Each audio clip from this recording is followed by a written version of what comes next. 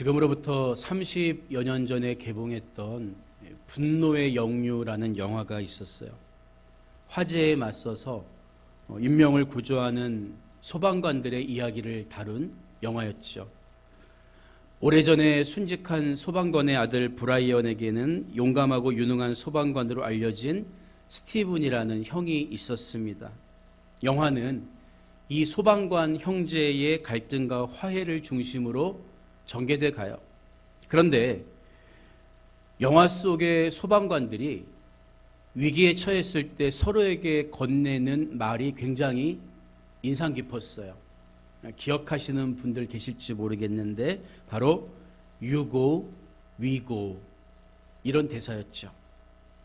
화염에 휩싸여서 생사가 오가는 순간에도 너가 죽으면 나도 함께 갈 거야. 내 동료를 포기하지 않고 끝까지 함께 하겠다는 결의에 찬 대사였어요. 마음은 굴뚝 같지만 우리는 누군가의 죽음을 대신할 수가 없습니다. 영화 속에 나오는 형 스티븐도 안타깝게 생을 마감하게 되죠. 우리가 사랑하는 누군가를 위해 대신 죽어줄 수 있다는 마음을 가질 수 있지만 그렇다고 해서 내가 죽는다고 해서 그를 살릴 수가 없다는 거예요. 오직 하나님만이 나 대신 죽어서 나를 살리신 분입니다. 그분의 마음이 바로 나는 죽어도 너는 살려내겠다. 나는 죽지만 너는 살아야 한다. 진짜 사랑이라는 거예요. 바로 이 사랑이 우리를 영원한 죽음에서 살렸을 뿐만 아니라 지금도 유효하다는 거죠. 비록 우리가 말씀을 벗어나서 하나님 마음을 아프게 했더라도 회개하고 그분 앞에 나아가면 하나님은 묻지도 따지지도 않고 다시 우리를 맞아주신다는 거예요.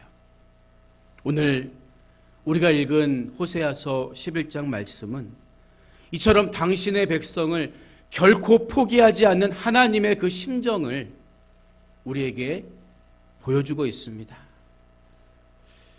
우리가 누군가를 훈계할 때처럼 너 이것저것 고치면 내가 맞아줄게.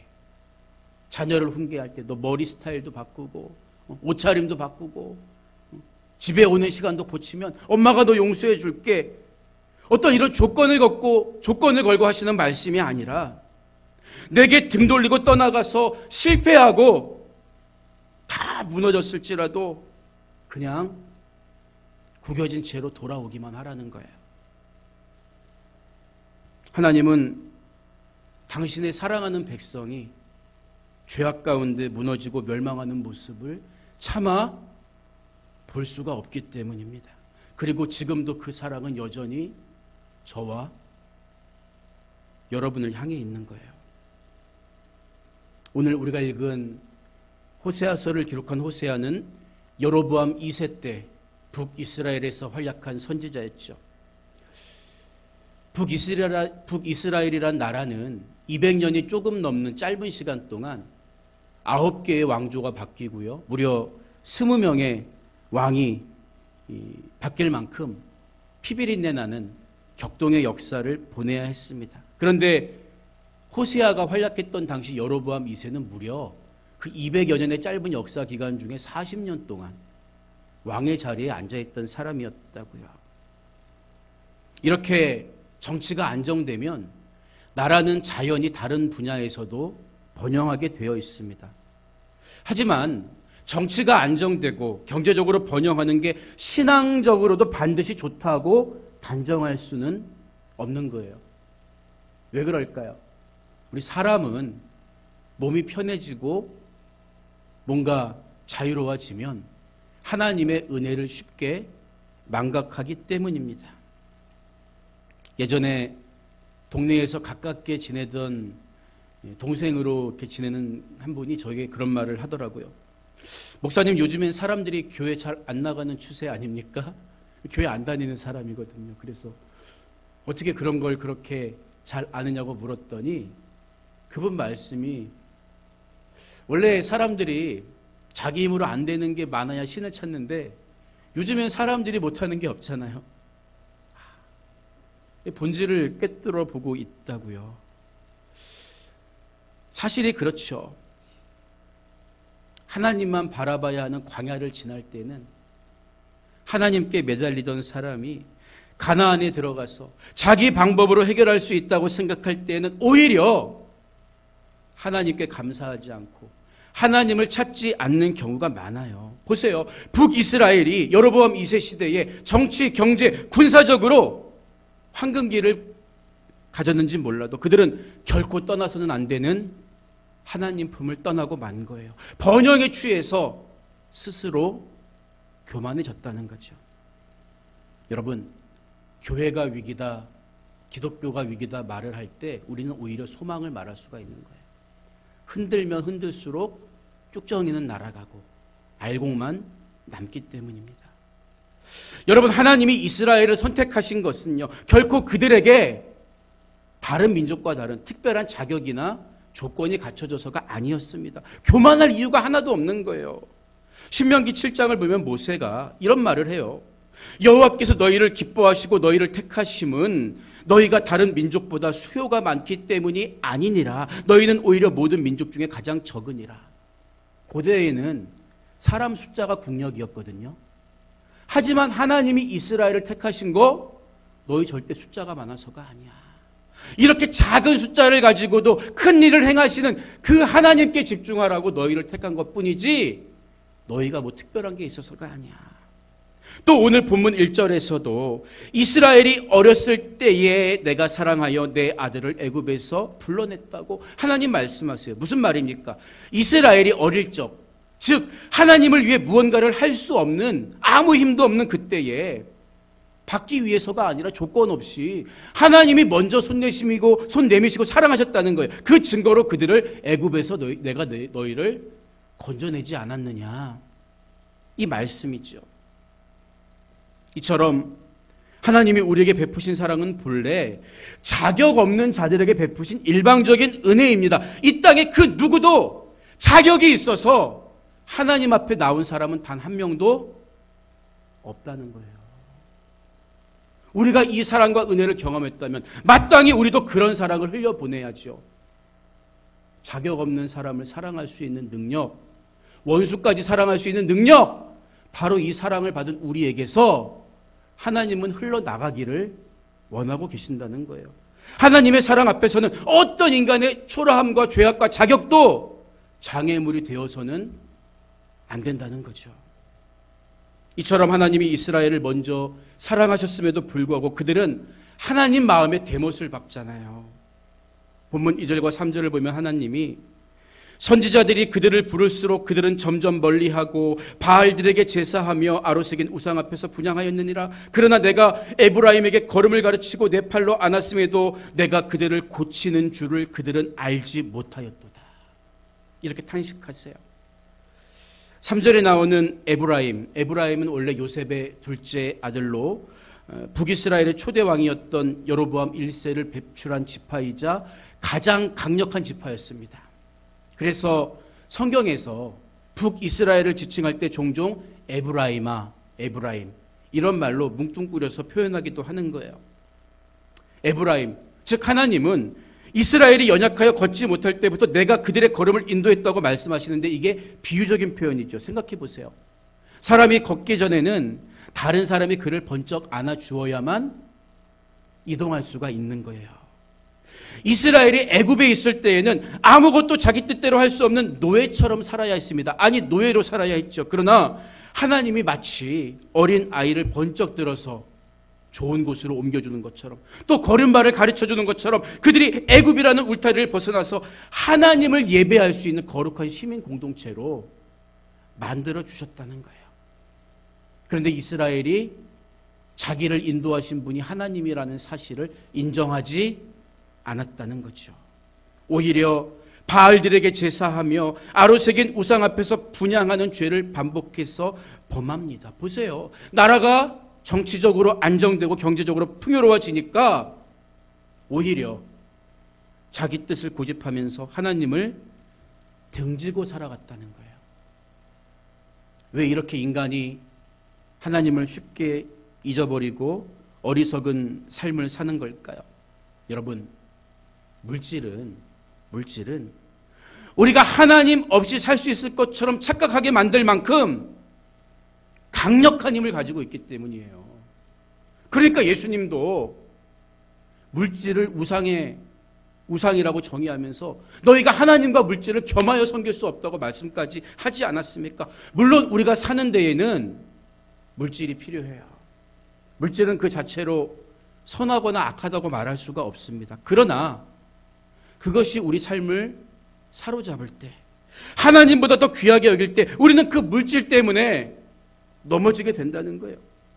물질 자체가 악한 것은 아니지만 북이스라엘이 하나님을 배반하고 우상 숭배를 일삼은 배경 뒤에는 이런 경제적인 번영이 있었다. 안정이 있었다. 이 사실을 잊어서는 안 될 것입니다. 그래서 하나님은 그 시대의 유명한 선지자 엘리야, 엘리사, 요나, 아모스, 호세아 같은 많은 선지자를 보내서 돌아와라 말씀하세요. 죄 가운데 머물면서 하나님께 돌아오지 않으면 그 끝은 멸망이기 때문입니다. 그러나 그들은 듣지 않지요. 얼마 전 아내와 함께 쇼핑센터에 들려서 옷을 고르는데 한쪽에 너무 깜찍하고 예쁜 애기 옷들이 있는 거예요. 속으로 이제는 저렇게 꼬마 애들도 베넷 저고리 말고 형형색색의 옷을 입는가 보다 하고 자세히 봤더니 그게 애완견 옷이더라고요. 너무 작고 이뻐서 사람 옷인 줄 알았는데 애완견 옷이에요. 마치 사람들이 입는 옷처럼 예쁘게 만들었는데 옷을 잘 보니까 이 목에는 개줄을 연결할 수 있는 그런 두툼한 고리가 있더라고요. 그런 생각이 들었습니다. 개의 목에 건 줄은요, 아무리 예쁘게 만들어도 개줄이에요. 개줄. 그렇죠? 끌려가기 위한 줄이지 자기 마음대로 갈 수 없어요. 하나님이, 전능하신 하나님이 말씀으로 우리를 만드신 하나님께서 우리쯤이야 그렇게 대우하실 수 있을지 몰라요. 마음만 먹으면 개 끌고 가듯이. 그런데 오늘 본문 4절을 보니까 하나님은요, 내가 사람의 줄, 곧 사랑의 줄로 그들을 이끌었다. 사랑의 줄로 그들을 이끌었다. 하나님은 그분이 우리를 먼저 사랑했다고 해서 우리를 마음대로 끌고 간 게 아니라 개줄이 아닌 사람의 줄, 곧 사랑의 줄로 내가 너희를 인도했다. 여러분, 사람의 줄은 사랑의 줄인 동시에 인격의 줄입니다. 우리는 개 같은 짐승의 인격이 있다고 말하지 않아요. 사람이 인격을 가지고 있는 거예요. 하나님 형상대로 지음받았기 때문에 하나님 곁에 당신의 백성을 강제로 묶어두지 않은 이유가 우리는 그의 형상대로 지으심을 받은 인격을 가진 존재이기 때문에 내가 너희를 사람의 줄로 인도했다고. 그것은 사랑의 줄이요 인격의 줄이라고 하나님 말씀하고 계신 거예요. 아무리 예쁘게 만들고 화려하게 만들었어도 개의 목에 거는 줄은 주인이 원하는 대로 마음대로 끌고 가기 위한 줄에 불과합니다. 그러나 사람의 줄은 끌고 가려는 게 아니라 함께 가려는 줄이라고요. 그래서 우리 예수님은 마태복음 11장 29절 이하에서 나는 마음이 온유하고 겸손하니 나의 멍에를 메고 내게 배우라. 그리하면 너희 마음이 쉼을 얻으리니 이는 내 멍에는 쉽고 내 짐은 가벼움이라. 이스라엘의 멍에는 짐승 2마리가 함께 맸거든요. 내 멍에를 메라는 말은 나와 함께 메고 가자는 거예요. 이처럼 하나님은 당신의 백성을 사랑하셨을 뿐만 아니라 인격적으로 대우해 주셨습니다.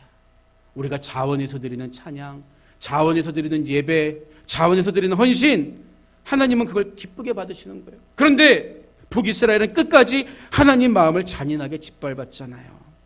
하나님이 그들을 건져내고 걸음을 가르치시고 품에 안아 보호하셨음에도 불구하고 세상의 힘과 방법을 의지합니다. 아수르 제국의 위협을 느끼면서 아람과 연합하고 애굽의 힘을 끌어오려는 태도를 북이스라엘이 보이잖아요. 종교적으로는 바알을 숭배하면서 하나님을 잔인하게 무시하고 짓밟습니다. 그 선택의 결과가 뭐라는 거예요? 5절 이하의 말씀을 보니까 그들은 애굽 땅으로 되돌아가지 못하겠거늘 내게 돌아오기를 싫어하니 아수르 사람이 그 임금이 될 것이라. 칼이 그들의 성읍들을 치며 빗장을 깨뜨려 없이 하리니 이는 그들의 계책으로 말미암음이니라. 하나님 이렇게 말씀하시는데 돌아오지 않는 북이스라엘이 결국 자기 지혜, 자기 방법, 자기 꾀에 넘어가서 아수르를 임금으로 섬기게 될 것이다. 이 선언을 하십니다. 정말 그 말씀 그대로 훗날 북이스라엘의 왕 베가가 아람 왕 르신과 연합해서 나라의 어려움을 형제국 남유다를 공격하는 것으로 해결하려고 하죠. 하지만 그 일로 인해서 아수르가 전쟁에 끼어들게 되면서 아람의 멸망에 이어 북이스라엘도 철저하게 망하게 됩니다. 하나님이 아닌 세상의 정치, 세상의 권력, 세상의 무력에 의존했던 북이스라엘이 자기 꾀에 넘어가서 결국 망하게 되리라는 거예요. 여러분, 부모가 아무리 자녀를 사랑해도 바른 길로 인도하기 위해서 잘못에 대한 징계를 하는 것처럼 하나님은 우리를 인격적으로 대우해 주시지만 그 인격적인 선택에 대한 책임도 물으신다는 거예요. 하지만 징계는 영원한 멸망이 아니라 회복을 위한 하나님의 수단이라는 것을 우리는 기억해야 합니다. 여러분 혹시 죄를 지으면 어떤 마음이 드십니까? 아담은 두려운 마음이 들었잖아요. 그래서 하나님 볼 면목이 없다고 나무 그늘 아래로 숨어버려요. 여러분 잘 보세요. 만약에 죄의 벌에 대한 두렵고 떨리는 마음이 있다면, 그런 마음만 가지고 있다면, 그게 하나님과 나의 관계의 전부라면 어쩌면 우리는 사랑의 줄이 아닌 율법의 줄에 매여서 하나님을 믿고 있는지 몰라요. 또한 여전히 내가 먼저 깨끗해져야만, 내가 먼저 하나님 앞에 사랑받을 자격을 갖춰야만 그분께 나아갈 수 있다는 일종의 영적 교만일 수도 있습니다. 여러분, 그렇지만 오늘 본문에서 하나님이 자기의 심정을 밝혀주신 것처럼 하나님은 우리를 절대 짐승의 줄, 율법의 줄이 아니라 사람의 줄, 곧 사랑의 줄로 인도하기를 원하시는 거예요. 인격적인 관계를 원하십니다. 자녀가 부모의 마음을 어떻게 헤아릴 수 있어요? 매맞을 것만 고민하고 걱정하면 그 마음이 헤아려집니까? 그렇지 않아요. 내가 이 잘못 저질러서 우리 부모님 마음이 얼마나 아플까? 이 마음을 가져야 진짜 뉘우칠 수 있다고요. 마찬가지입니다. 우리도 하나님과의 관계에서 죄를 짓고 나서 두렵다, 무슨 벌을 받을까? 이 마음만 가져서는 절대 회개할 수가 없는 거예요. 하나님 품을 떠나서 이런 나의 모습을 보면서 우리 하나님 아버지 마음이 얼마나 아플까? 이게 인격적인 관계 아닙니까? 그 마음이 먼저 깨달아져야 우리는 진심으로 회개할 수 있고 하나님께 돌아갈 수가 있는 거예요. 지금도 마귀는 우리 마음에 끊임없이 정죄 의식을 심어주면서 절대 하나님께 돌아가지 못하도록 우리를 나락으로 끌고 가려고 합니다. 여러분, 그러나 우리가 죄짓다가 죄 가운데 망하는 것을 좋아하는 것은 악한 마귀와 그 졸개밖에 없다고요. 하나님은 절대 내가 죄짓고 살다가 망하는 것을 방관하시거나 좋아하시거나 포기하는 분이 아니라고요. 비록 우리들이 사랑의 줄을 끊고 목자 없는 양처럼 각기 제 갈 길로 하나님을 떠났어도 하나님은 절대 우리를 포기하지 않으십니다. 그래서 인간이 돌이키지 않는 것을 보고 하나님 자신이 돌이키신 거예요. 우리가 여전히 죄 가운데 헤매고 있음에도 불구하고 영원히 이제는 당신의 긍휼의 마음을 우리를 향해서 닫지 않고 열어두시기로 작정하신 것입니다. 이런 하나님의 심정이 8절에 기록되어 있잖아요. 에브라임이여, 내가 어찌 너를 놓겠느냐? 이스라엘이여, 내가 어찌 너를 버리겠느냐? 내가 어찌 너를 아드마같이 놓겠느냐? 어찌 너를 스보임같이 두겠느냐? 내 마음이 내 속에서 돌이키어 나의 긍휼이 온전히 불불 듯하도다. 이것이 죄 가운데 돌아오지 않는 당신의 백성들을 바라보는 하나님의 심정이라고요. 본문에 나오는 아드마 스보임은 아브라함 시대에 소돔과 고모라 근처에 있는 성읍들이었는데 소돔과 고모라가 불로 심판받을 때 함께 타서 잿더미가 된 도시였습니다. 하나님은 그 도시들을 언급하시면서 내가 어찌 너를 그런 도시들처럼 내버려 두겠느냐. 당신의 백성들은 절대 그렇게 내버려 두지 않겠다는 거예요. 포기하지 않겠다는 거예요. 하나님은 지금도 영적으로 하나님을 떠나 방황하는 사람들을 보면서 너는 그저 내게 돌아오기만 해라. 나는 너를 절대 포기하지 않으니 돌아오기만 해라. 부르고 계시는 거예요. 내가 스스로 깨끗해지거나 뭔가 내세울 만한 의의 옷을 입어야만 하나님께 돌아갈 수 있는 게 아니에요. 마치 탕자처럼 너덜너덜해지고 구겨지고 남루해졌어도 하나님 앞에 내세울 만한 아름다운 게 한 가지가 없어도 나를 기다리는 아버지의 심정을 알고 돌아오라고 부르시는 거예요. 돌아가기만 하면 나머지는 하나님이 하시겠다는 거예요. 이런 사랑이 어디 있습니까? 이런 하나님의 심정에 대해 9절 말씀은 이는 내가 하나님이요 사람이 아니라 나는 하나님이기 때문에 너희를 지은 하나님이기 때문에 내 가운데 있는 거룩한 이니 진노함으로 내게 임하지 아니하리라. 그리고 다시 돌아오는 백성을 향해서 마지막 11절을 보니까 그들은 애굽에서부터 새같이 아수르에서부터 비둘기같이 떨며 오리니 내가 그들을 그들의 집에 머물게 하리라. 나 여호와의 말이니라. 이런 약속을 해주시잖아요. 여러분, 집은 사람이 머무는 처소일 뿐만 아니라 안식을 상징해요. 여러분, 집이 없다면 그 사람의 일상은 쉼이 없습니다. 어디를 가도 돌아갈 곳이 없는 영원한 방황의 연속이라는 거죠. 아무리 좋은 곳에 가서 좋은 것 먹고 여행하더라도 사람은 돌아갈 집이 있어야 쉴 수 있는 거예요. 그렇기 때문에 본문에 나오는 집은 1차적으로는 가나안 땅을, 영적으로는 교회를 가리키고 궁극적으로는 영원한 하나님 나라를 가리키는 거예요. 비록 지금 죄 가운데서 방황하고 있을지라도 돌아오는 자에게는 내가 집을 허락해 줄 것이다. 영원한 안식을 주시겠다는 거죠. 오늘 말씀을 마무리합니다. 어릴 적 제가 서울 왕십리에 살 때 친구들과 늦게까지 놀다 들어가서 혼날 때가 종종 있었어요. 한 번은 먼 동네까지 축구 시합 원정을 갔다가 거의 깜깜해진 밤이 다 되어서 집에 간 적이 있었죠. 가면서 야, 오늘은 평소보다 배는 더 맞겠다. 무지하게 혼날 줄 알았거든요. 그런데 웬걸요. 가벼운 꾸지람만 듣고 평소와 달리 한 대도 안 맞았어요. 그때는 그냥 오늘 엄마가 때릴 힘도 없나 보다 그런 마음이었는데 지금은 알게 됐어요. 여러분, 시간이 지날수록 부모 마음은 이 녀석이 여태까지 왜 안 들어와?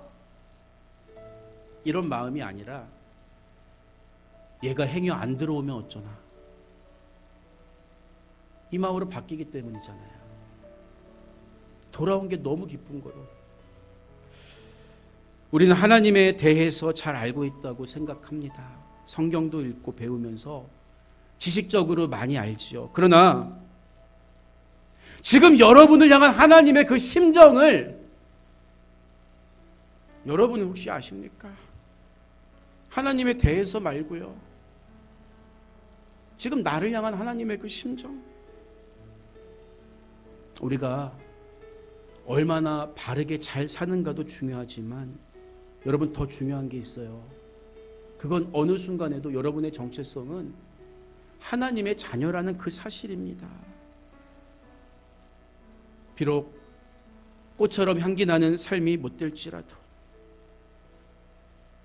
일상 속에서 한없이 초라한 모습으로 주님을 배반하면서 사는 것 같은 순간에도 하나님의 관심은 내가 하는 그 무언가 어떤 일이 아니라 나 자체에 맞춰져 있다는 것을 우리는 절대 잊어서는 안 되는 것입니다. 나 자신이 너무 부끄럽고 그래서 힘들어도 주님, 나를 절대 포기하지 마세요. 나를 붙잡아 주세요. 나를 일으켜 주세요. 부르짖을 때 하나님을 외면하지 않는다는 거예요. 우리가 죄인 되었을 때에 나를 위해 독생자를 주신 하나님께서 하나님의 자녀가 된 우리들의 간구와 부르짖음을 외면하시지 않는다고요. 그래서 성경은 하나님이 세상을 이처럼 사랑하사 독생자를 주셨으니 이는 그를 믿는 자마다 멸망하지 않고 영생을 얻게 하려 하심이라고 분명하게 선언하고 있는 거예요. 우리를 포기하지 않기 위해서 하나님이 자신을 포기하셨습니다. 그 사랑이 죄 가운데 멸망할 수밖에 없었던 나를 구원하신 거예요. 우리의 어떤 죄보다 우리를 포기하지 않는 하나님 사랑이 더 큽니다. 이 사랑만 의지하고 바라보면서 어떤 자리에서도 주께 돌아가서 안식과 참 평안과 자유함을 누리는 여러분의 복된 삶이 되시기를 주님의 이름으로 축복합니다.